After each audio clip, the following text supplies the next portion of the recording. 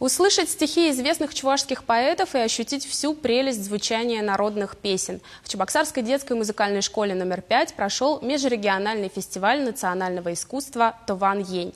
На гала-концерте побывала наш корреспондент Вероника Павлова.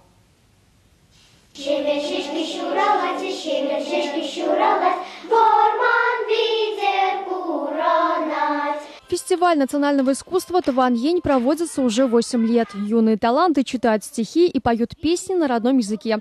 Демонстрируют свое мастерство в изобразительном искусстве. В холле музыкальной школы можно познакомиться с творчеством начинающих художников.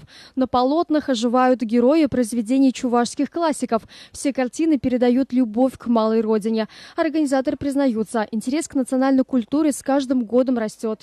Вначале это был масштаб городской, открытый городской. Вот сейчас у нас уже всероссийский фестиваль. И мы представляем здесь, в первую очередь, конечно, искусство Чувашии, да, но у нас есть заявки из других городов. Например, вот из Удмуртии у нас есть участники, из Санкт-Петербурга. Приехать на гала-концерт участники из других регионов не смогли. Их творчество оценивали по присланным видеоматериалам. В жюри известные поэты, музыканты, искусствоведы. Всегда радостно видеть, что растет. Есть естественный интерес. Детям интересно исполнять не только Моцарт, сверхклассика. Это, конечно, это можно и в Германии, а здесь родное свое, и народная песня в обработках, и сочинения наших композиторов. А это все должно жить. Почти половина участников – это школьники из районов республики. Залина Шагаева приехала из Батыревского района. Она с удовольствием знакомится с культурой чувашского народа. Приехала с чувашской песней, и мне фестиваль очень понравился.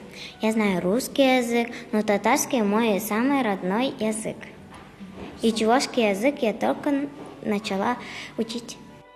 Организаторы надеются, что фестиваль «Тован-Ень» поможет не только приобщить молодежь к чувашской культуре, это еще и прекрасная возможность понять обычаи и традиции других народов. Вероника Павлова, Александр Яковлев, Вести Чувашия.